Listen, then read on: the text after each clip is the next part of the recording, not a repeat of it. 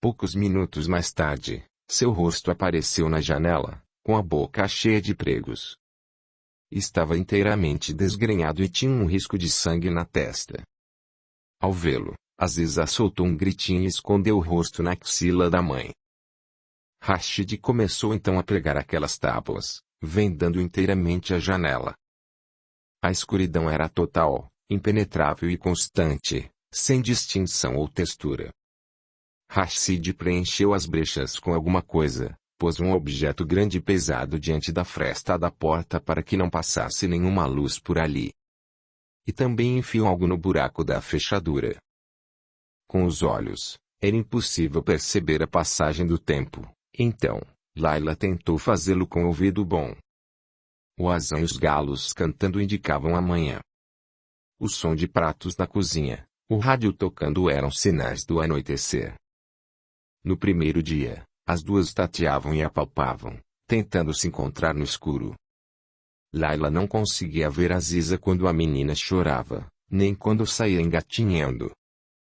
Aishi, choramingava a garotinha. Aishi. Já, dizia Laila, beijando a filha, visando sua testa, mas encontrando o topo da cabeça. Já você vai tomar o seu leite. Só um pouquinho de paciência. Seja boazinha e mami vai arranjar leite para você. Cantou então algumas cantigas. Voltou a ouvir o azão e o Rashid ainda não tinha lhes trazido comida ou, o que era ainda pior, água. Naquele dia, um calor espesso e sufocante as envolveu. O quarto virou uma verdadeira panela de pressão. Laila passava a língua seca pelos lábios, pensando no poço do quintal, com sua água pura e fresca. Aziza continuava a chorar e Laila percebeu, assustada, que, quando tentou enxugar o rosto da menina, suas mãos ficaram secas.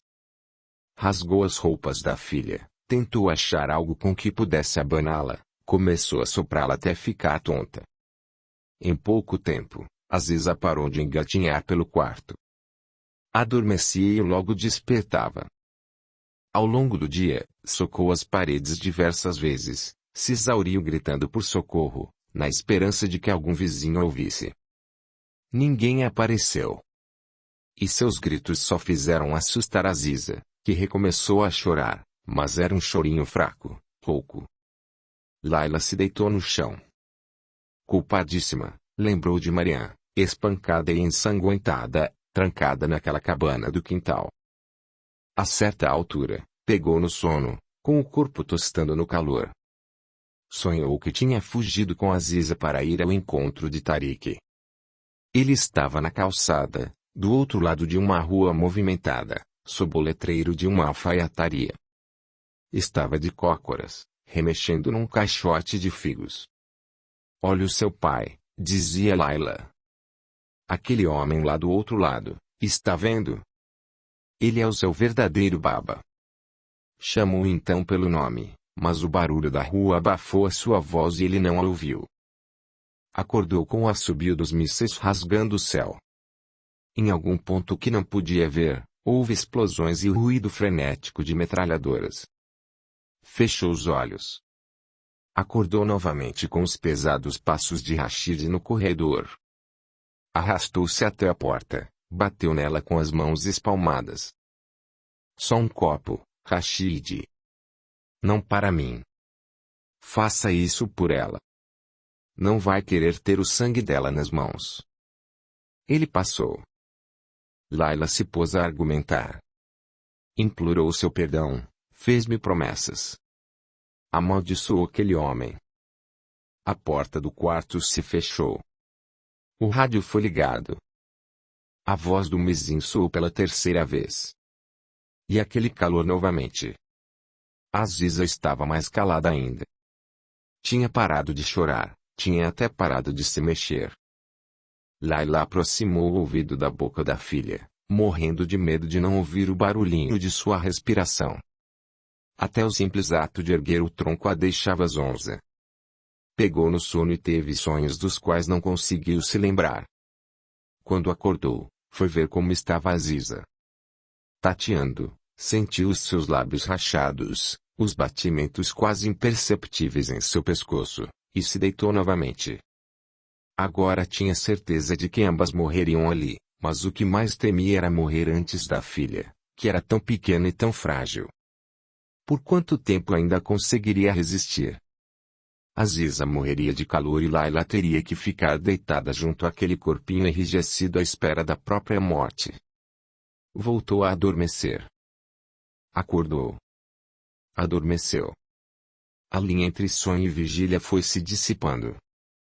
Desta vez, não foram galos nem o azan que a despertaram, mas o som de algo pesado sendo arrastado. Ouviu um ruído metálico. De repente, o quarto foi inundado pela luz.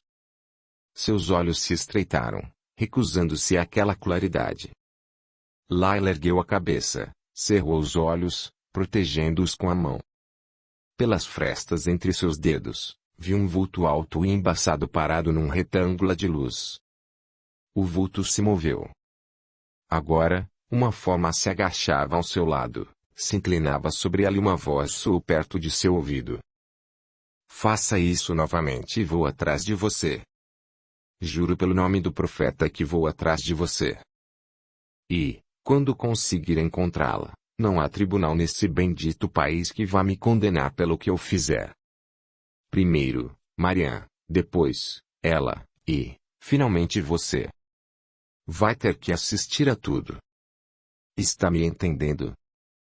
A tudo. E, dizendo isso, saiu do quarto. Não sem, antes, lhe dar um chute nas costas que a deixou urinando sangue por vários dias. Capítulo 37. Marian. Setembro de 1996. 2 anos e meio depois, Marian acordou, na manhã do dia 27 de setembro, ouvindo gritos e assobios, fogos e música. Correu até a sala e Laila já estava na janela, com Aziza encarapitada nos ombros. A moça se virou e sorriu. Os talibãs chegaram, disse ela. Fazia 2 anos que Marian tinha ouvido falar dos talibãs pela primeira vez, em outubro de 1994, quando Rashid chegou em casa com a notícia de que eles haviam derrotado os senhores da guerra em Kandahar e tomado a cidade. Eram um grupo guerrilheiro, segundo Rashid, formado por jovens pashtuns, cujas famílias tinham fugido para o Paquistão durante a guerra contra os soviéticos. A maioria cresceu, ou até mesmo nasceu, em campos de refugiados, ao longo da fronteira paquistanesa e em madraças daquele país, onde estudaram a Sharia como las. Eram liderados por um homem misterioso, analfabeto e caolho, que vivia recluso e era conhecido como Mullah Omar, mas, como comentou Rashid achando engraçado, se autodenominava Amirul Mu'minin, o líder dos fiéis. Na verdade, esses rapazes não têm rixa, não têm raízes, disse Rashid, sem se dirigir especificamente a Laila ou a Marian. Desde aquela tentativa de fuga frustrada, há 2 anos e meio, Marian sabia que, a seus olhos não havia diferença entre as duas, ambas estavam igualmente desgraçadas, eram igualmente dignas de sua desconfiança, de seu desprezo e de sua indiferença. Quando ele falava, dava a sensação de estar conversando consigo mesmo ou com alguma presença invisível que, a diferença daquelas duas mulheres, merecia ouvir o que ele pensava. Talvez não tenham passado, prosseguiu ele, fumando e olhando para o teto. Talvez não saibam nada sobre o mundo ou a história deste país. E, comparada a eles, Marian poderia ser professora universitária. Ah, hectares. É verdade. Mas olhem ao seu redor. O que vem? Comandantes mujahedins ambiciosos e corruptos, armados até os dentes, ricos à custa de heroína, declarando jihad uns contra os outros e matando todos os que estão ali no meio. Esta é a situação. Ao menos os talibãs são puros, incorruptíveis. Ao menos, são rapazes muçulmanos decentes. Ualá, quando chegarem aqui, vão limpar esse lugar.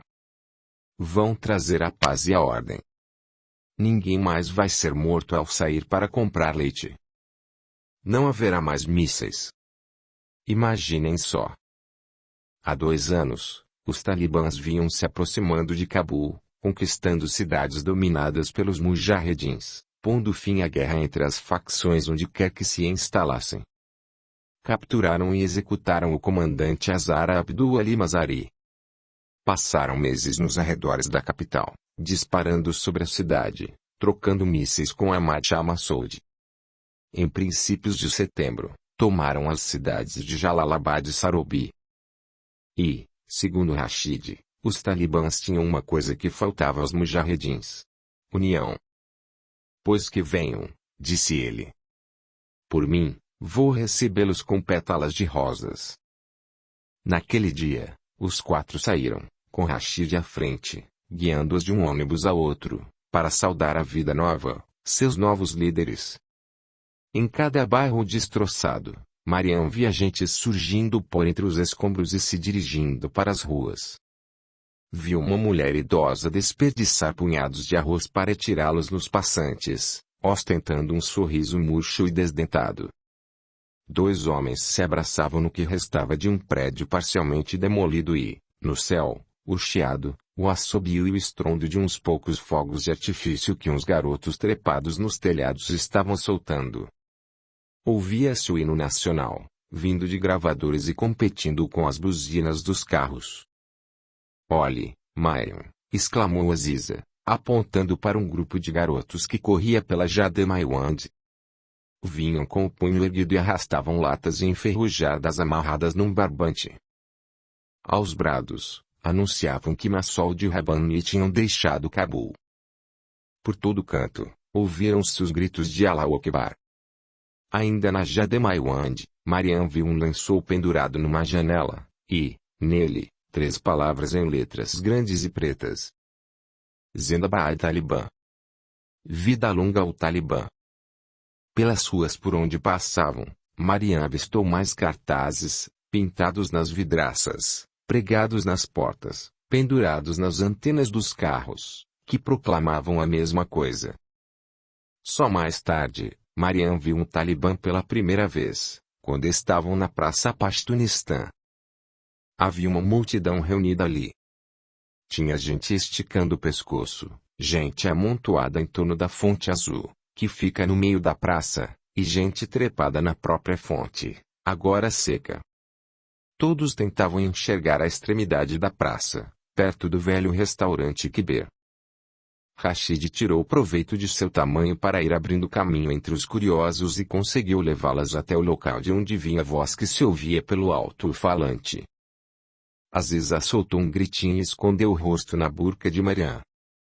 Aquela voz pertencia a um jovem magro e barbudo, usando um turbante negro, que estava em cima de uma espécie de palanque improvisado. Na mão livre, segurava um lança-mísseis. Ao seu lado, 2 corpos masculinos ensanguentados pendiam de cordas amarradas aos postes dos sinais de trânsito. As roupas de ambos tinham sido rasgadas. Seus rostos inchados eram de um azul arroxeado. "Conheço aquele ali", disse Mariam. "O da esquerda." Uma moça que estava à sua frente se virou e disse que era Najibullah. O outro, o irmão dele. Mariam se lembrava daquele rosto rechonchudo, de bigodes, sorrindo nos cartazes e nas vitrines das lojas durante os anos do domínio soviético. Mais tarde, ouviu dizer que os talibãs tinham arrancado Najibullah de seu esconderijo na sede da ONU, perto do Palácio Darul Aman. Disseram também que eles o tinham torturadas por horas a fio e, depois, amarrado seu corpo já sem vida a um caminhão para arrastá-lo pelas ruas da cidade. "Ele matou muitos, muitos muçulmanos", bradava o jovem talib pelo alto-falante. Falava farsi com sotaque pashto e, depois, passou a falar nessa língua. Pontuava suas palavras com gestos, apontando para os cadáveres com a arma que trazia na mão. Ninguém ignora os crimes que ele cometeu. Era comunista e kafir. E isto que fazemos com os infiéis que cometem crimes contra o Islã. Rashid sorria, tudo satisfeito. No colo de Mariam, Aziza começou a chorar. No dia seguinte, As picapes circulavam por toda Cabul. Em Caircana, Charinal, Karteparuan, Wazir Akbar Khan e Taimani, Toyotas vermelhos desfilavam pelas ruas. Dentro desses veículos, homens barbudos, de turbante negro e armados. Em cada picape, os alto-falantes transmitiam um comunicado, aos brados, primeiro em Farsi, depois em Pashto. A mesma mensagem era veiculada por alto-falantes instalados no alto das mesquitas e também pela rádio agora denominada a Voz da Sharia. Texto idêntico podia ainda ser visto em panfletos lançados pelas ruas da cidade.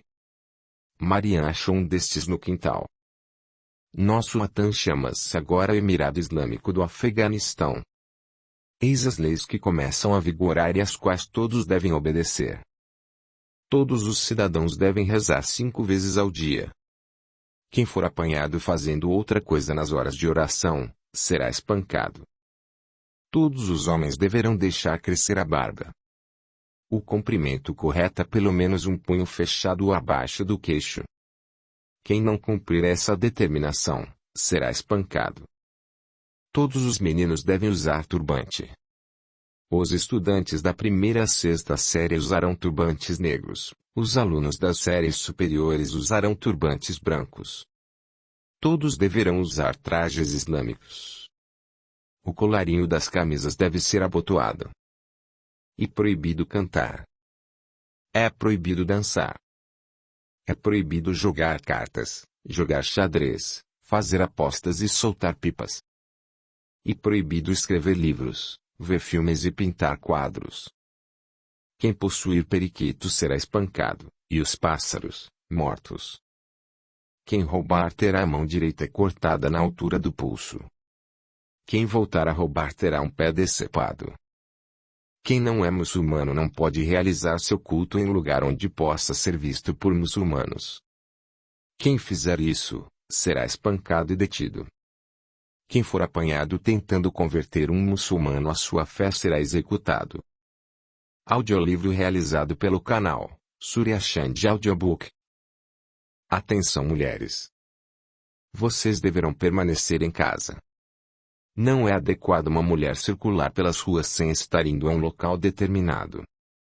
Quem sair de casa deverá se fazer acompanhar de um mahram, um parente de sexo masculino. A mulher que for apanhada sozinha na rua será espancada e mandada de volta para casa. Vocês não deverão mostrar o rosto em circunstância alguma. Sempre que saírem à rua, deverão usar a burca. A mulher que não fizer isso será severamente espancada. Estão proibidos os cosméticos. Estão proibidas as joias. Vocês não deverão usar roupas atraentes. Só deverão falar quando alguém lhes dirigir a palavra. Não deverão olhar um homem nos olhos. Não deverão rir em público. A mulher que fizer isso será espancada. Não deverão pintar as unhas. A mulher que fizer isso perderá um dedo. As meninas estão proibidas de frequentar a escola. Todas as escolas femininas serão imediatamente fechadas. As mulheres estão proibidas de trabalhar. A mulher que for culpada de adultério será apedrejada até a morte. Ouçam. Ouçam bem. Obedeçam. Allahu Akbar. Curta, comente, compartilhe, e se inscreva, se já não o fez. A gratidão é o caminho da evolução. Rashid desligou o rádio. Estavam sentados no chão da sala, jantando, menos de uma semana depois daquele dia em que viram o cadáver de Najibullah pendurado por uma corda. Eles não podem mandar metade da população do país ficar em casa sem fazer nada, observou Laila. Por que não? Indagou Rashid. E, desta vez, Mariam concordava com ele. Não era exatamente o que ele tinha feito com elas duas. Com certeza a Laila percebeu isso. Não estamos numa aldeia qualquer. Isto aqui é Cabul. As mulheres exerciam o direito e a medicina, ocupavam postos no governo. Quem está falando é a filha arrogante de um professor que lia livros de poesia. Como você é urbana, como é Tadjik. Acha que isso é alguma novidade, alguma ideia radical introduzida pelos talibãs? Já morou fora de sua preciosa conchinha em Cabul, minha guru? Já teve a curiosidade de conhecer o Afeganistão de verdade, o do sul, o do leste, junto das fronteiras tribais do Paquistão? Não? Pois eu já. E posso lhe dizer que há muitos lugares neste país que sempre viveram desse jeito, ou, pelo menos, quase assim. Não é esse mundo que você conhece. Eu me recuso a acreditar nisso, disse Laila. Eles não podem estar falando sério. O que os talibãs fizeram a Najibullah me pareceu bem sério, observou Rashid. Não acha? Mas ele era comunista. Foi chefe da polícia secreta. Rashid riu. Nesse riso, Mariam ouviu as palavras que não foram ditas. Aos olhos do Talibã, o fato de Najibullah ter sido comunista e chefiado a temida Qad só o tornava ligeiramente mais abominável que uma mulher. Capítulo 38. Laila. Quando os talibãs começaram a agir, Laila ficou feliz por seu pai não estar ali, pois ele teria ficado arrasado ao ver aquilo. Homens munidos de picaretas circulavam pelo já dilapidado museu de Cabul destruindo inteiramente as esculturas pré-islâmicas, ou melhor, as que tinham sobrevivido à pilhagem dos mujahedins. A universidade foi fechada e os estudantes dispensados. Quadros eram arrancados das paredes e rasgados à faca. Televisores eram destruídos a pontapés. Qualquer livro, à exceção do Corão, era queimado em grandes fogueiras e as livrarias foram obrigadas a fechar as portas. Poemas de Khalili, Pajak, Ansari, Ajidei Khan, Ashaki, Beitab, Hafez, Jami, Nizami, Rumi, Khayyam, Beidel e outros tantos viraram fumaça. Laila ouviu contarem que homens eram arrastados pelas ruas, acusados de não estarem fazendo uma das namaz, e empurrados para dentro das mesquitas. Soube que o restaurante Marco Polo, perto da Rua das Galinhas, tinha sido transformado num centro para interrogatórios. Às vezes, ouviam-se gritos por detrás de suas vidraças pintadas de preto. Por toda parte, as patrulhas barbadas, como eram chamadas, circulavam pelas ruas, nas picapes Toyota, à cata de rostos barbeados que pudessem ser espancados. Os cinemas também foram fechados. O parque, o Ariana, o Ariubi. As salas de projeção foram saqueadas e os rolos de filmes, queimados. Laila lembrou das vezes em que ela e Tariq tinham se sentado naquelas poltronas para ver os filmes indianos, todas aquelas histórias melodramáticas de amantes separados por alguma trágica reviravolta do destino, um deles vagando por uma terra longínqua, o outro sendo obrigado a se casar, o choro, as canções pelos campos floridos, a espera pelo reencontro. Lembrou como Tariq ria ao vê-la chorar com esses filmes. O que será que fizeram com o cinema de meu pai? Disse Mariam certo dia. Se aquele ainda existe. Ou se ainda pertence a meu pai. O Karabate, o velho gueto musical de Cabul, foi silenciado. Músicos eram espancados e trancafiados em prisões. Seus rubabs, seus tamboras, seus harmônios eram pisoteados. Os talibãs foram até onde Ahmad Zahir, o cantor favorito de Tariq, estava enterrado e dispararam contra o seu túmulo. Já faz quase 20 anos que ele morreu, disse Laila. Será que morrer uma vez só não basta? Rashid não estava muito incomodado pelas atitudes dos talibãs. Só precisou deixar crescer a barba e frequentar a mesquita. E fez ambas as coisas. Encarava tudo aquilo com uma espécie de surpresa afetuosa e condescendente, um pouco como alguém que vê um primo um tanto excêntrico e imprevisível, que deu para fazer coisas risíveis e escandalosas. Toda quarta-feira à noite, ouvia a voz da Sharia, pois era quando os talibãs anunciavam os nomes dos que receberiam punições. Então, às sextas, ele ia ao estádio Ghazi, comprava uma Pepsi e assistia ao espetáculo. Na cama, Com uma estranha animação, descrevia para Layla as mãos que tinha visto deceparem, as chibatadas, os enforcamentos, as decapitações. Hoje vi um homem cortar a garganta do assassino de seu irmão, disse ele certa noite, soprando rodelas de fumaça. Eles são selvagens, observou Layla. Acha mesmo? Indagou Rashid. Comparados a quem? Os soviéticos mataram 1 milhão de pessoas. Sabe quantas pessoas foram mortas pelos mujahedins em Cabul, só nos últimos 4 anos? 50 mil. 50 mil. Comparado a isso, é tão terrível assim cortar a mão de um punhado de ladrões? Olho por olho, dente por dente. Está escrito no Corão. Além disso, diga-me uma coisa. Se alguém matasse Aziza, não ia querer ter a possibilidade de vingá-la? Layla lhe lançou um olhar enojado. Estou apenas argumentando, disse Rashid. Você é igualzinho a eles. E interessante a cor dos olhos de Aziza, não acha? Nem como os seus, nem como os meus. Virou-se de frente para ela e arranhou bem de leve a sua coxa com a unha meio torta do dedo indicador. Vou tentar explicar melhor, prosseguiu ele. Se por acaso me desci na telha, não estou dizendo que isso vai acontecer, mas que é uma possibilidade, eu teria todo o direito de mandar essa menina embora. Como você encararia isso?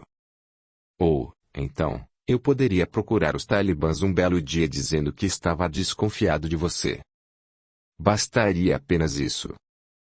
Em quem acha que eles acreditariam? Que imagina que fariam com você? Layla afastou a coxa. Não que eu vá fazer isso, acrescentou ele. Não vou, não. Provavelmente não. Você me conhece. Você é desprezível, disse Layla. Bonita palavra. Observou Rashid. Aí está uma coisa que sempre detestei em você. Mesmo em criança, quando ficava correndo por aí com o seu aleijado, sempre se achou espertíssima, com todos os seus livros e os seus poemas. De que lhe serve agora toda essa inteligência? Foi ela que impediu que você ficasse pelas ruas ou fui eu? Sou desprezível. Metade das mulheres dessa cidade mataria para ter um marido como eu. Mataria para conseguir isso. Voltou a se virar de barriga para cima e soprou fumaça na direção do teto. Você gosta dessas palavras bonitas? Pois vou lhe dizer uma. Perspectiva. E o que estou fazendo, Layla? Impedindo que você perca a noção de perspectiva. O que deixou a moça com o estômago embrulhado pelo resto da noite é que cada palavra que Rashid lhe disse, inclusive a última, era verdade. Pela manhã, porém, e por várias manhãs depois desse dia, aquele desconforto continuou, e chegou até a piorar, tornando-se algo assustadoramente familiar. Dias depois, numa tarde fria encoberta, Layla estava deitada de costas no chão do quarto. Marian cochilava com Aziza no aposento ao lado. Em suas mãos, uma vareta de metal que tinha tirado com um alicate de uma velha roda de bicicleta. Achou aquilo no mesmo beco em que havia beijado Tariq anos atrás. Layla ficou deitada ali por um bom tempo, inalando por entre os dentes cerrados, com as pernas bem abertas. Adorou Aziza desde o primeiro instante em que desconfiou de sua existência. Não houve nenhuma hesitação, nenhuma incerteza. Agora percebia como era terrível uma mãe ter medo de não sentir amor algum pelo próprio filho. Como era antinatural. E, mesmo assim, ela se perguntava, deitada ali no chão, com as mãos suadas prestes a manipular a vareta metálica, se conseguiria amar um filho de Rashid como amava a filha de Tariq. Mas, afinal, não pôde fazer o que pretendia. Não foi o medo de sangrar até morrer que a fez largar a vareta, nem tampouco a ideia de que aquele ato era condenável, como, aliás, achava que fosse. Laila largou a vareta metálica porque não conseguia admitir aquilo que os mujahedins aceitaram tão prontamente. Que, às vezes, numa guerra, uma vida inocente precisava ser ceifada. A sua guerra era contra Rashid. O bebê não tinha culpa de nada. E já tinha havido mortes demais.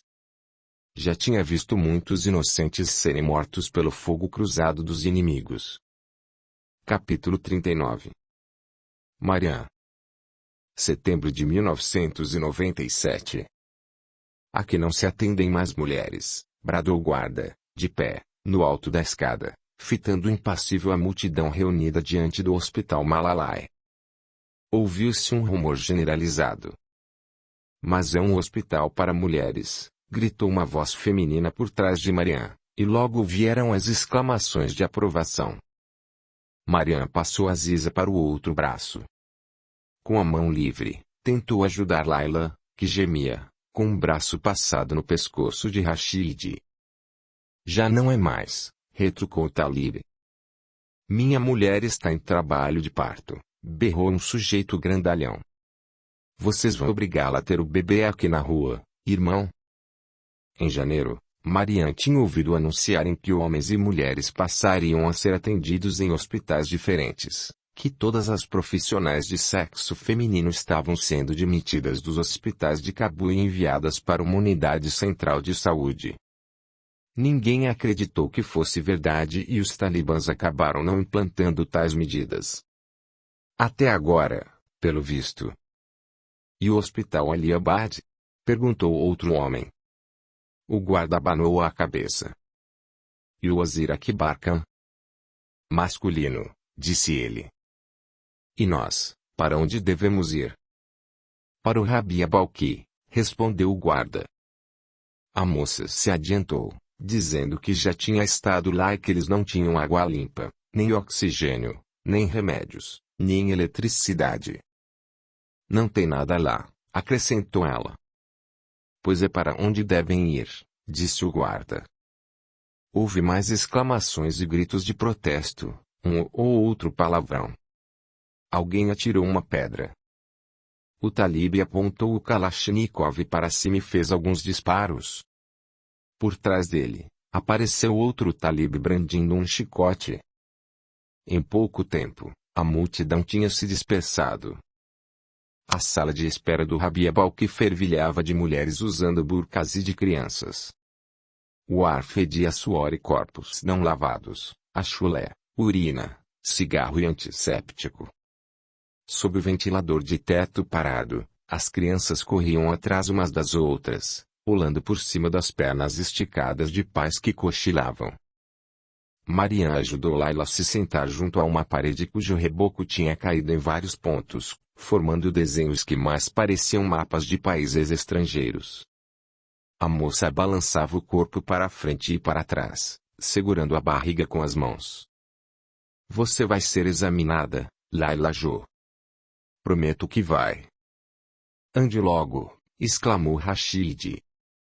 Diante do guichê de atendimento, havia uma horda de mulheres se acotovelando e se empurrando mutuamente. Algumas carregavam seus bebês. Outras saíam daquele tumulto e tentavam passar pelas portas de folhas duplas que levavam aos consultórios. Um guarda armado bloqueava sua passagem, mandando-as de volta à sala de espera. Manon decidiu abrir caminho até lá. A passos firmes, foi investindo contra cotovelos, quadris e ombros de estranhas. Alguém lhe deu uma cotovelada nas costelas, ela revidou. Uma mão desesperada tentou agarrar o seu rosto, ela afastou. Para conseguir avançar, foi agarrando pescoços, braços, cotovelos e até cabelos e, quando alguém reclamava, Marian fazia o mesmo. Agora percebia quantas coisas uma mãe tem de sacrificar. A própria decência era apenas uma delas. Pensou então em Nana, nos sacrifícios que ela também teve de fazer. Nana, que podia ter se livrado dela, ou tê-la tirado numa vala qualquer e ido embora. Mas não fez nada disso. Enfrentou a vergonha de estar esperando uma arame, dedicou a vida à ingrata tarefa de criá-la e, mesmo que a seu próprio modo de amá-la. E, afinal, Marianne preferiu Jalil à sua mãe. Naquele instante, abrindo caminho até o guichê com uma ousadia inabalável, só queria ter sido uma filha melhor para Nana. Adoraria compreender, naquela época, o que compreendia agora a respeito da maternidade. Viu-se cara a cara com uma enfermeira coberta dos pés à cabeça por uma burca cinzenta e suja. A mulher falava com uma jovem cuja burca estava toda manchada de sangue já seco na altura da cabeça. A bolsa d'água de minha filha já rompeu e o bebê não está nascendo, exclamou Marianne. Eu estou falando com ela, gritou a moça ensanguentada. Aguarde a sua vez. Toda aquela multidão às suas costas se agitava para um lado e para o outro, como um mato alto em volta da colba quando ventava na clareira. Uma mulher gritava dizendo que a filha tinha quebrado um cotovelo ao cair de uma árvore. Outra dizia que estava evacuando sangue. Ela está com febre? Perguntou a enfermeira, e Marianne levou alguns segundos para perceber que a pergunta era dirigida a ela. Não. Está sangrando? Não. Onde ela está? Por cima daquelas cabeças cobertas, Marianne apontou na direção do lugar onde Layla estava sentada com Rashid. Ela vai ser atendida, disse a enfermeira. Vai demorar muito? Perguntou Marianne, mas alguém a tinha agarrado pelos ombros e a puxava para trás. Não sei, respondeu a enfermeira, acrescentando que só havia ali duas médicas e ambas estavam operando naquele momento. Ela está com muitas dores, disse Marianne. Eu também, gritou a mulher com a cabeça ensanguentada. Aguarde a sua vez. Marianne foi sendo afastada dali. Agora, mal via a enfermeira por trás daqueles ombros e nucas. Pelo cheiro, percebeu que um bebê tinha dado uma golfada. Leve-a para dar uma volta, gritou a enfermeira. E espere.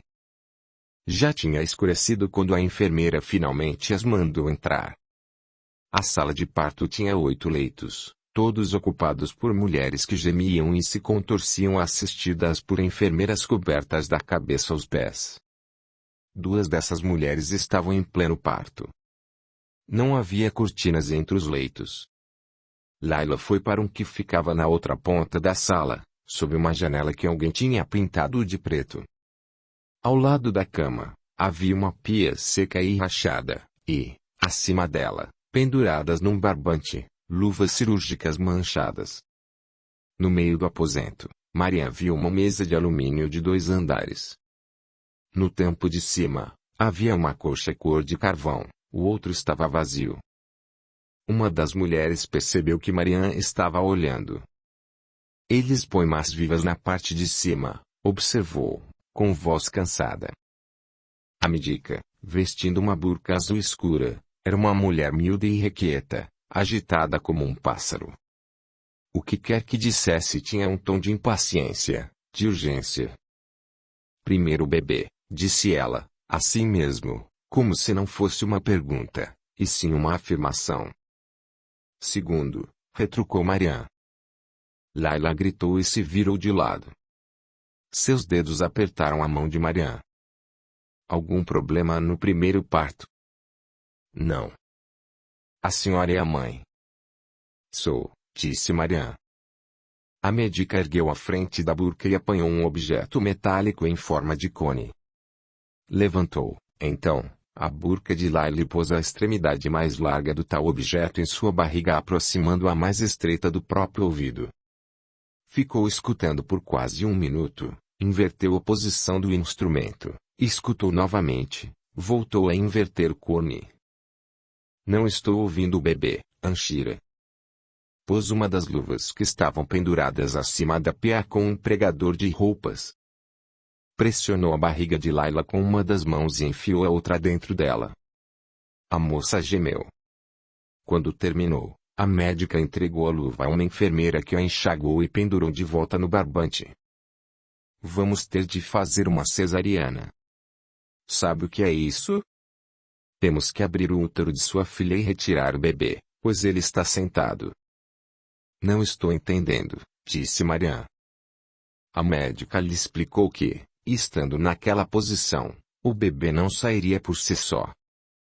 E já se passou muito tempo, acrescentou ela. Precisamos levá-la para a sala de operações agora mesmo. Layla sentiu, com uma careta, e deixou a cabeça pender para o lado. Mas preciso lhe dizer uma coisa, prosseguiu a médica. Aproximou-se de Marian, inclinou-se um pouco e falou em voz baixa, num tom mais confidencial. Havia um certo constrangimento no seu jeito de falar. O que é? Gemeu Layla. Tem alguma coisa errada com o bebê? Mas como ela vai aguentar? Perguntou Marian. A médica deve ter percebido um quê de acusação naquela pergunta, a julgar pela postura defensiva que assumiu. Acha que gosto disso? Retrucou ela. O que quer que eu faça? Eles não me dão as coisas mais elementares. Não tenho aparelho de raio-x, nem drenos, nem oxigênio, nem mesmo simples antibióticos. Quando as U.N.G.S oferecem dinheiro, os talibãs o desviam para outros fins.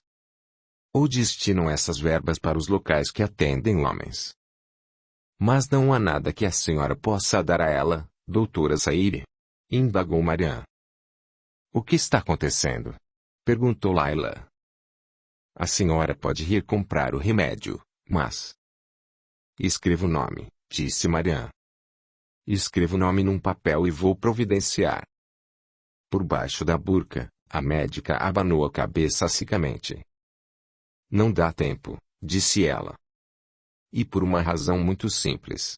Nenhuma das farmácias mais próximas tem esse remédio. A senhora teria então que enfrentar o tráfego para ir de um lugar a outro, talvez até cruzando a cidade de ponta a ponta, com boas chances de não conseguir encontrá-lo. São quase 8:30 da noite, portanto, a senhora ainda corre o risco de ser presa por violar o toque de recolher. Mesmo que consiga encontrar o remédio, é provável que não possa pagar por ele. Ou vai ter que brigar com alguém tão desesperado quanto a senhora. Não vai dar tempo. Esse bebê tem que sair agora. Digam-me o que está acontecendo, pediu Layla, que tinha se erguido na cama, apoiando-se nos cotovelos. A médica respirou fundo e lhe disse que o hospital não dispunha de anestésico. E, se esperarmos mais, você vai perder o seu bebê. Então faça a operação, disse Layla. Deixou-se cair na cama e dobrou os joelhos. Pode me cortar e retire o meu bebê. Layla estava deitada numa maca na velha sala de operações em condições deploráveis. Enquanto isso, a médica lavava as mãos numa bacia. A moça estava tremendo. Sugava o ar por entre os dentes cerrados toda vez que a enfermeira molhava sua barriga com uma toalha encharcada de um líquido marrom amarelado. Outra enfermeira ficou parada junto à porta. De quando em quando, abria e dava uma espiada lá fora. A médica tinha tirado a burca e Marian viu seus cabelos grisalhos, suas pálpebras caídas e os vincos de cansaço que marcavam os cantos de sua boca. Eles querem que a gente opere de burca, disse ela, mostrando com um gesto de cabeça a enfermeira lá na porta. Ela fica de olho. Se os vir chegando, eu ponho a burca de novo. Disse aquilo de um jeito prático, quase indiferente, e Maria percebeu que ali estava uma mulher que não se abalava com mais nada. Uma mulher, pensou ela, e compreendeu a sorte que tinha por estar trabalhando, que sabia que sempre haveria alguma coisa que jamais poderiam lhe tomar. De ambos os lados da maca, perto dos ombros de Layla, havia duas barras metálicas na vertical. Usando pregadores de roupas, a enfermeira que tinha desinfetado a barriga da moça prendeu ali um lençol, formando uma cortina entre Layla e a médica. Marian se pôs na outra extremidade, junto à cabeça de Layla e baixou o rosto até suas faces se tocarem. Podia ver os dentes da moça batendo. E as duas ficaram de mãos dadas. Através da cortina, Marian viu a sombra da médica ir para o lado esquerdo e a enfermeira, para a direita. Os lábios de Layla se retesaram ao máximo. Bolhas de cuspe surgiam e estouravam em seus dentes cerrados. Ela fazia uns barulhinhos que pareciam pequenos assobios.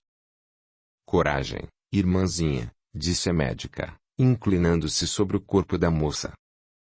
Os olhos de Layla se arregalaram. Depois, sua boca se abriu. Ela ficou assim por um bom tempo, tremendo, com os tendões do pescoço esticados, o suor lhe escorrendo pelo rosto, as mãos apertando-as de Marianne. E Marianne a admiraria para sempre, pelo tempo que transcorreu antes que ela gritasse. Capítulo 40. Layla. Outono de 1999. Foi Marianne quem teve a ideia de fazer aquele buraco. Certa manhã, apontou para um canto do terreno, por trás do galpão de ferramentas. Que tal aqui? Indagou ela. E um bom lugar. As duas se revezaram cavando o chão com a enxada e atirando a terra para o lado com a pá. Não tinham planejado fazer um buraco muito grande, nem muito profundo, pois, assim não precisariam cavar tanto, como acabou acontecendo. Já era o segundo ano de seca que enfrentavam, e viam-se os seus estragos por toda parte. No último inverno, mal tinha nevado e durante toda a primavera não choveu uma vez sequer. Por todo o país, os fazendeiros estavam abandonando seus campos esturricados, vendendo o que possuíam e peregrinando de aldeia em aldeia à procura de água. Iam para o Paquistão ou para o Irã. Instalavam-se em Cabul. Mas, na cidade, o nível do lençol freático também estava abaixo e os poços mais rasos tinham secado. Nos poços mais profundos, as filas eram tão grandes que Layla e Marianne passavam horas esperando a sua vez. O rio Cabul, sem as cheias anuais da primavera, estava inteiramente seco. Tinha se transformado num gigantesco banheiro público e, em seu leito, só se viam excrementos humanos e entulho. Como não tinha outro jeito, as duas continuaram trabalhando, enxada em punho, mas aquele chão crestado pelo sol estava duro como uma rocha. A terra não cedia, parecendo compactada, quase petrificada. Marianne tinha agora 40 anos. Seu cabelo, preso num coque, tinha uns poucos fios já grisalhos. Sob os seus olhos, havia umas bolsas mais escuras em forma de meia-lua. E tinha perdido 2 dentes da frente. Um deles caiu, o outro Rashid arrancou com um soco quando ela deixou Zalmay cair acidentalmente. A sua pele era mais ressecada, tostada por todo o tempo que vinham passando no quintal sob o sol escaldante. Ficavam sentadas ali vendo Zalmay correr atrás de Aziza. Quando terminaram de cavar aquele buraco, pararam junto dele, olhando lá para dentro. Acho que vai dar certo, disse Marianne. Zalmay já estava com 2 anos. Era um menininho gorducho, de cabelo cacheado. Tinha uns olhos castanhos e miúdos, e o rosto sempre corado, como o de Rashid, qualquer que fosse o tempo que estivesse fazendo. Tinha também a mesma nascida de cabelo do pai, em forma de meia-lua e bem baixa, quase no meio da testa. Quando estava sozinho com a Layla, Zalmay era uma criança meiga, bem-humorada e brincalhona. Gostava de se encarapitar nos ombros da mãe, brincar de esconde-esconde no quintal com ela e com Aziza. Às vezes, em momentos mais tranquilos, vinha se sentar no colo de Layla pedindo-lhe que cantasse para ele. Sua cantiga favorita era Mullah Mohammed Jan. Ficava balançando os pezinhos rechonchudos e cantava junto com ela quando chegava a hora do refrão, dizendo esse trecho da letra a seu modo, com voz estridente. Venha, vamos lá para Mazar, Mullah Mohammed Janeiro. Ver os campos de tulipas, ó querido companheiro. Audiolivro realizado pelo canal Surya Chand Audiobook. Layla adorava os beijos melados que o filho lhe dava, adorava as covinhas de seus cotovelos, e os dedinhos roliços de seus pés. Adorava fazer-lhe cócegas, construir túneis com travesseiros e almofadas para ele atravessar de gatinhas. Adorava vê-lo adormecer em seus braços com uma das mãos invariavelmente agarrada à sua orelha. Chegava a sentir um bolo no estômago quando se lembrava daquela tarde em que se deitou no chão do quarto, com a vareta da roda de bicicleta entre as pernas. Foi por pouco. Agora, sequer conseguia imaginar como pôde ter aquela ideia. Seu filho era uma bênção e Layla descobriu, aliviada, que os seus temores eram infundados. Amava Zalmay com todas as suas forças, exatamente como amava Aziza. Mas Zalmay tinha verdadeira loucura pelo pai. Por isso, era outra criança quando Rashid estava por perto para mimá-lo. Logo surgia uma risadinha desafiadora ou um sorriso atrevido. Na presença do pai, qualquer coisa o irritava. O menino se tornava rancoroso e, embora a mãe zangasse com ele, continuava mentindo, coisa que jamais fazia quando o pai estava ausente. Já Rashid aprovava tudo isso. E sinal de inteligência, dizia. E também encarava desse jeito as bobagens do filho, mesmo quando eram coisas perigosas como engolir bolas de gude e expeli-las ao fazer cocô, acender fósforos ou mastigar os cigarros do pai. Quando Zalmay nasceu, Rashid o instalou na cama que dividia com Layla. Comprou um berço novo e mandou pintar leões e leopardos nas laterais do móvel. Gastou um bom dinheiro em roupas, chocalhos, mamadeiras, fraldas, embora não tivessem condições de comprar tudo isso e as coisas que tinham sido de Aziza pudessem perfeitamente ser aproveitadas. Certo dia, voltou para casa com uma mobília pilha e o pendurou sobre o berço do filho. Abelhinhas coloridas de preto e amarelo pendiam de um girassol e soltavam uma espécie de guincho quando eram pressionadas. E ainda tinha uma musiquinha quando o brinquedo estava ligado. Pensei que você tinha dito que os negócios não iam lá muito bem, observou Layla. Tenho amigos, e posso pedir dinheiro emprestado, respondeu Rashid, com um ar de desprezo. E como vai pagar essas dívidas? As coisas vão melhorar. E sempre assim. Olhe, ele gostou. Está vendo? Muitas vezes, Layla ficava o dia inteiro sem o filho, porque Rashid o levava para a loja. Deixava que o menino engatinhasse debaixo daquela bancada abarrotada de ferramentas, que brincasse com velhas quiçolas de borracha e retalhos de couro. Rashid martelava os seus pregos de aço, punha a lixadeira para funcionar, sempre de olho no garoto. Se Zalmay derrubasse uma pilha de sapatos, o pai ralhava com ele, mas de mansinho, meio sorridente. Se o menino repetisse a bobagem, deixava de lado o martelo, sentava o filho na mesa de trabalho e conversava com ele brandamente. A paciência que tinha com Zalmay era um poço profundo que jamais se esgotava. Voltavam para casa de tardinha, o menino com a cabeça nos ombros do pai, ambos cheirando a cola e couro. Sorriam, como fazem as pessoas que compartilham algum segredo, um sorriso matreiro, como se tivessem passado o dia inteiro naquela lojinha escura, não fabricando sapatos, mas tramando os planos mais secretos. Zalmay gostava de sentar ao lado do pai na hora do jantar, e de fazer aquelas brincadeiras que só os dois conheciam, enquanto Mariam, Layla e Aziza punham os pratos na sofrá. Cutucavam-se mutuamente, rindo, ou atiravam pedacinhos de pão um no outro, falando sempre bem baixinho para as mulheres não poderem ouvir. Se Layla dissesse algo, Rashid erguia os olhos, nitidamente aborrecido com aquela intromissão indesejada. Se pedisse para pegar o filho no colo, ou, pior ainda, se o menino estendesse os braços para ela, Rashid a fuzilava com os olhos.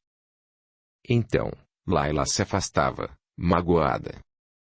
Até que um dia, poucas semanas depois de Zalmay ter completado 2 anos, Rashid apareceu em casa com uma televisão e um videocassete.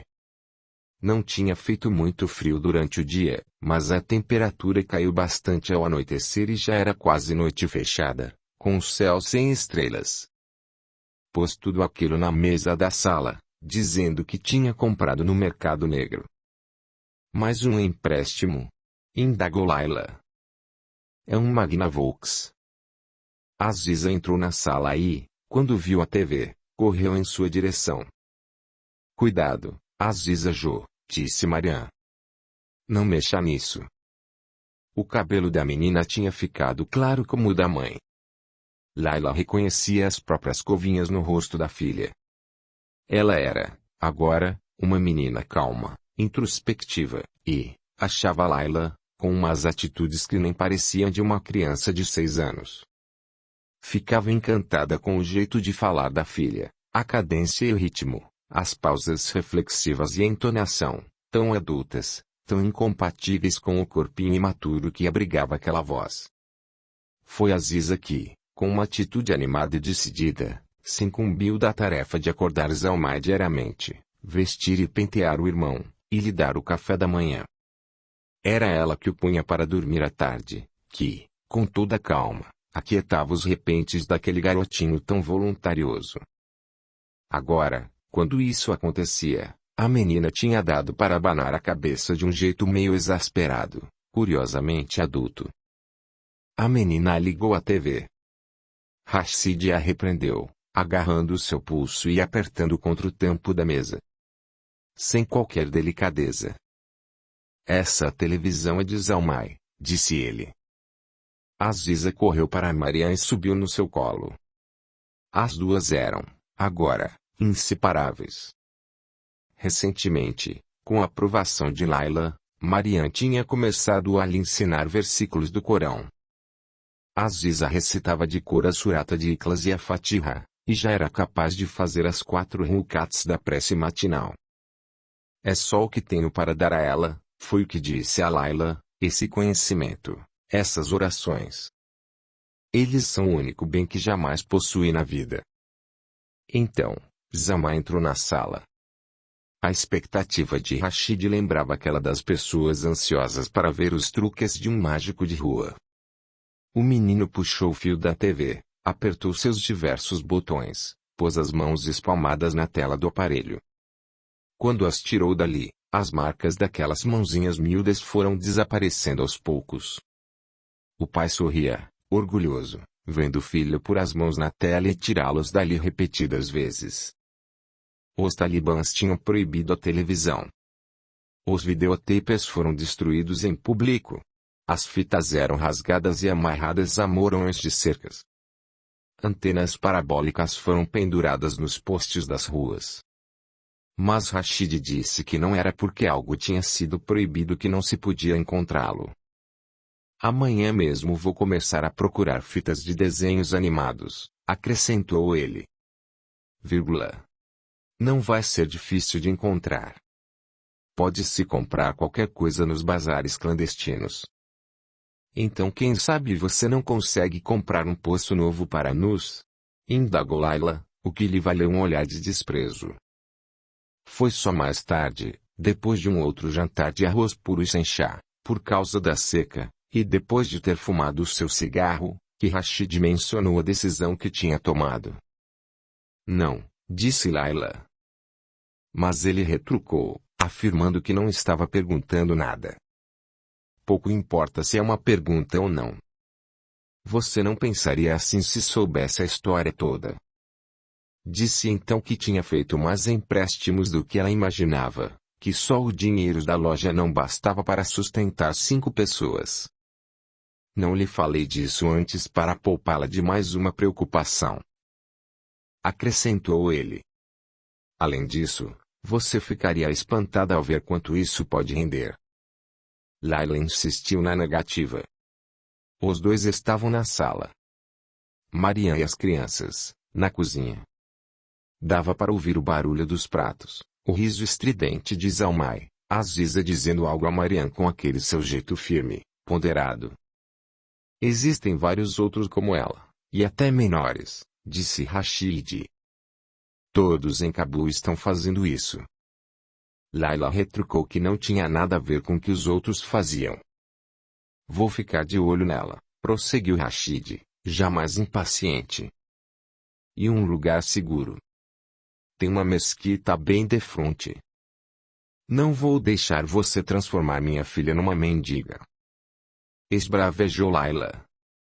O tapa estalou bem alto, pois aquela mão de dedos grossos acertou em cheio o rosto da moça. Com o impacto, Sua cabeça a virou para o lado. Na cozinha, os ruídos cessaram. Por um momento, o silêncio na casa foi total. Depois, ouviram-se passos apressados pelo corredor e Maria e as crianças apareceram na sala. Seus olhos iam de Laila para Rashid, e vice-versa. Então, ela o acertou com um soco. Foi a primeira vez que bateu em alguém na vida, sem contar, é claro, com os socos de brincadeira que Tariq e ela davam um no outro. Mas esses eram mais uns tabefes, dados com a mão aberta e sem qualquer intenção de machucar, eram antes a expressão de amizades a um só tempo surpreendentes e excitantes. E visavam sempre o músculo que Tariq, em tom professoral, chamava de deltoide. Laila viu o próprio punho fechado cortando o ar, sentiu as pontinhas da barba por fazer, o contato da pele áspera com os nós dos dedos. Pelo barulho, parecia que um saco de arroz tinha caído no chão.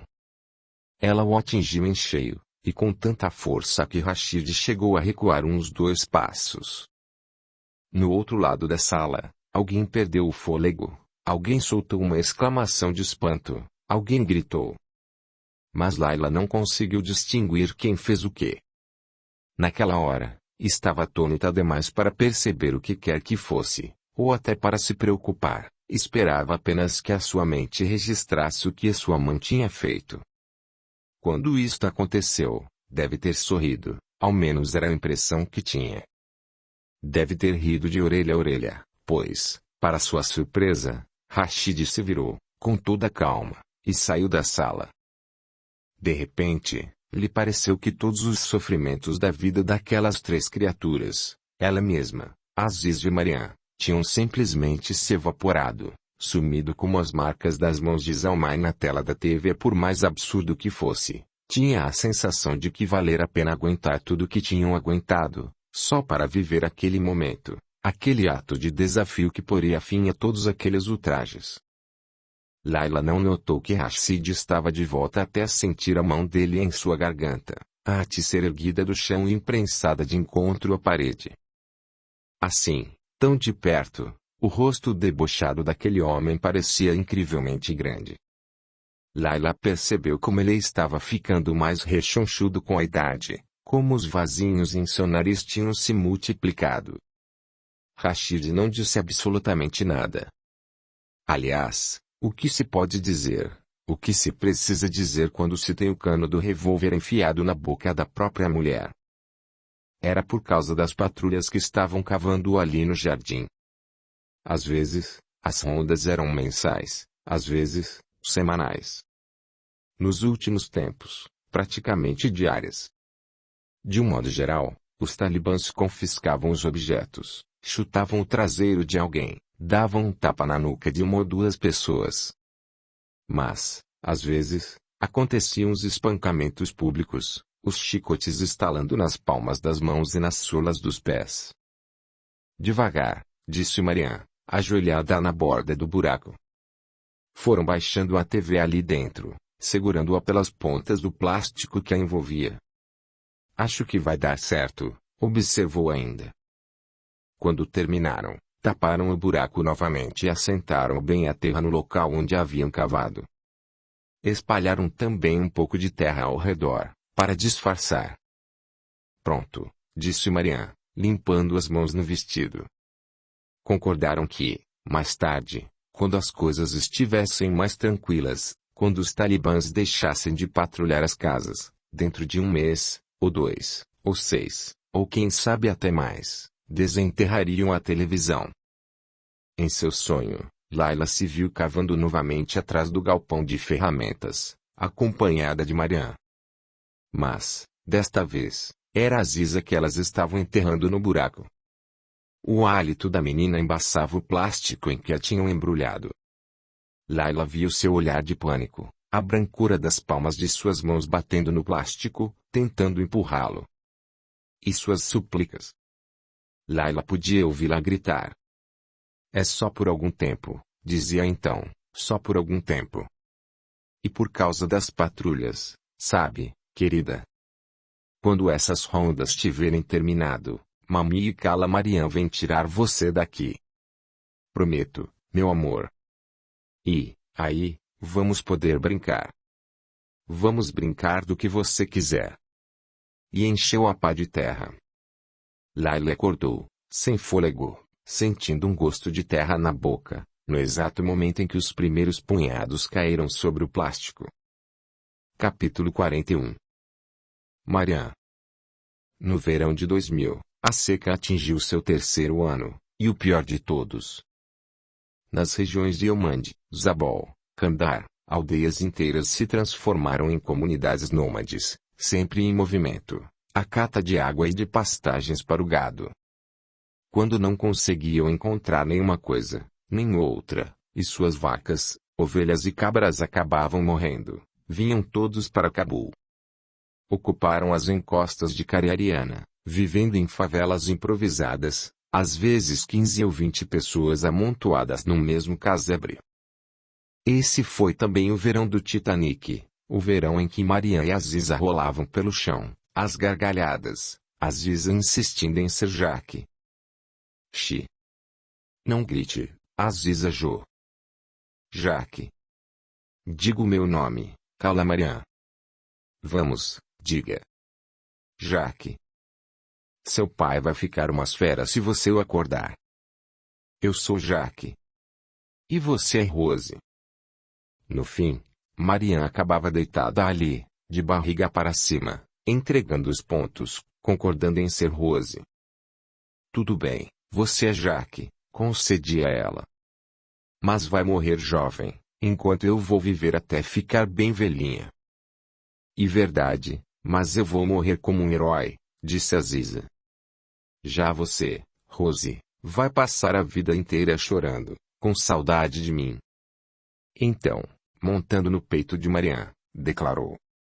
Agora, temos que nos beijar. Marian tentava desviar o rosto, virando a cabeça para um lado e para o outro, e Aziza, encantada com a própria atitude escandalosa, ficava fazendo biquinho e estalando os lábios.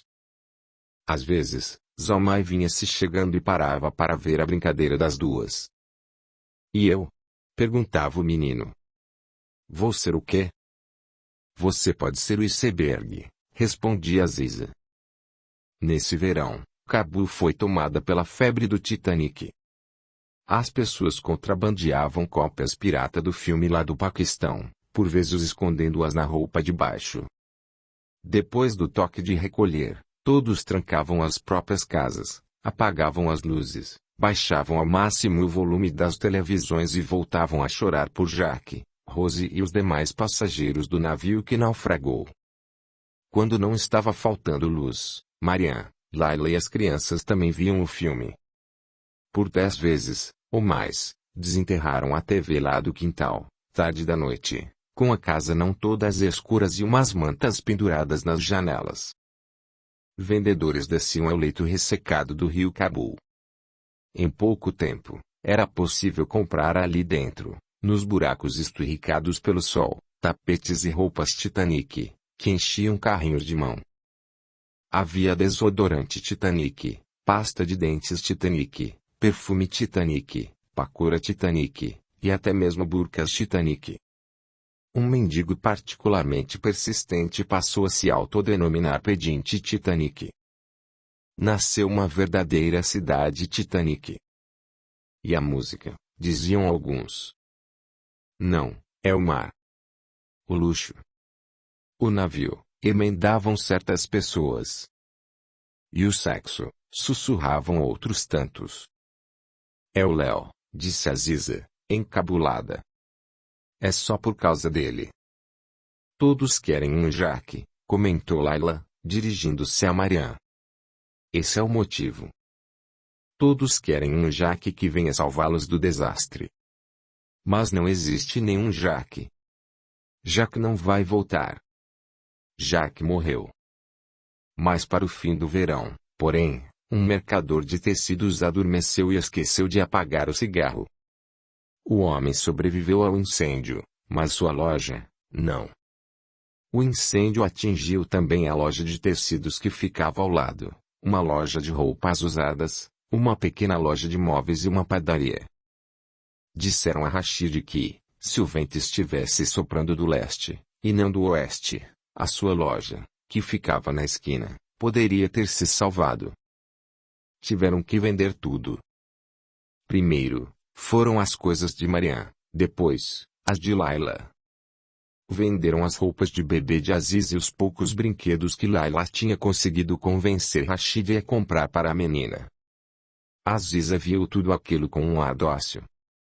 O relógio de Rashid também precisou ser vendido, bem como seu velho rádio de pilha, as 2 gravatas que possuía, seus sapatos e aliança de casamento. O sofá, a mesa, o tapete e as cadeiras da sala se foram. Zamai fez o maior escândalo quando o pai vendeu a TV. Depois do incêndio, Rashid passava praticamente todos os dias em casa. Esbofeteava Aziza, chutava Mariam, atirava coisas, achava defeito em tudo que Laila fazia. Reclamava de seu cheiro, do seu jeito de se vestir e de se pentear, de seus dentes que estavam ficando amarelados.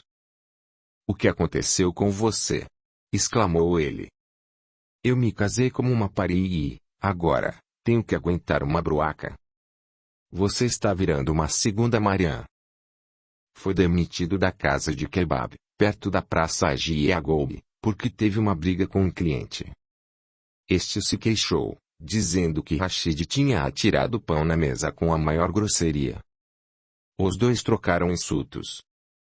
Rashid chamou o outro de Uzbek com cara de macaco. De um dos lados, surgiu um revólver, do outro, um espeto de cozinha. Segundo Rashid, era ele que estava com o espeto. Mariam, porém, tinha suas dúvidas. Foi despedido também de um restaurante em Taimani, porque, quando os fregueses começaram a se queixar da longa espera, Rashid retrucou que o cozinheiro era lerdo e preguiçoso. "Vai ver que você estava lá nos fundos, cochilando", disse Laila. "Não o provoque, Laila Jo", interveio Mariam. "Olhe lá, mulher", exclamou ele. "Ou cochilando ou fumando", prosseguiu Laila. "Juro por Deus." "Você não pode deixar de ser o que é", exclamou a moça. E pronto. Rashid saltou sobre ela, socando-lhe o peito, a cabeça e a barriga com os punhos cerrados, agarrando-a pelos cabelos, atirando-a de encontro à parede. Aziza gritava, puxando o pai pela camisa. Zalmai também gritava, tentando separar os 2. Rashid empurrou as crianças, afastando-as, jogou Laila no chão e começou a chutá-la. Mariam se atirou sobre Laila. Rashid continuou chutando, só que, desta vez, acertando Mariam. Espumava de raiva e tinha, nos olhos, um brilho assassino. Continuou a chutar, até não poder mais. "Juro que você ainda vai me fazer matá-la, Laila", disse ele, ofegante. E saiu porta fora como uma bala. Quando o dinheiro acabou, a sombra da fome começou a rondar suas vidas. Mariam ficou impressionada ao ver que, de uma hora para outra, abrandar a fome tinha passado a ser o ponto crucial daquelas existências. Agora, arroz cozido, puro, sem carne ou molho, era um raro prazer. Pulavam refeições com uma frequência cada vez maior e mais assustadora. Às vezes, Rashid trazia sardinhas em lata e um pão velho, que mais parecia serragem. Outras vezes, chegava com um saco de maçãs roubadas, mesmo correndo o risco de perder a mão. Nas mercearias, surrupiava com todo cuidado ravioli enlatado que dividiam em 5 porções, sendo que Zalmai ficava sempre com a cota maior. Comiam até nabo cru, com um nadinha de sal. E chegaram a jantar folhas de alface murchas e bananas já passadas. De repente, morrer de fome se tornou uma nítida possibilidade. Houve até quem resolvesse não ficar esperando que acontecesse. Mariam ouviu dizer que uma viúva da vizinhança tinha amassado pão seco, misturado com veneno de rato e dado de comer aos seus 7 filhos, não sem antes separar a maior porção para si mesma. Já dava para ver as costelas de Aziza por baixo da pele, e a gordura de suas bochechas desapareceu. As pernas estavam fininhas e sua pele foi ficando da cor de chá bem fraco. Quando a pegava no colo, Mariam podia sentir os ossos da bacia bem saltados sob a pele retesada. Zamai ficava deitado pela casa, com um olhar vago e os olhos semicerrados, ou jogado, como um trapo, no colo do pai. Se não tinha forças, chorava, querendo dormir, mas o sono era irregular e sobressaltado. Sempre que Mariam se levantava, via uns pontinhos brancos pulando à sua frente. Sentia a cabeça girar e seus ouvidos zumbiam constantemente. Lembrou de algo que o mulá Faizullah dizia com relação à fome, no início do período do Ramadã. Até mesmo quem está passando pelas maiores dificuldades consegue dormir, mas quem tem fome, não. Meus filhos vão morrer, disse Laila. E bem diante dos meus olhos. Não vão, não, retrucou Mariam. Não vou deixar que isso aconteça. Vai dar tudo certo, Laila Jo. Sei que vai. Num dia escaldante, Mariam pôs a burca e foi com Rashid até o Hotel Intercontinental.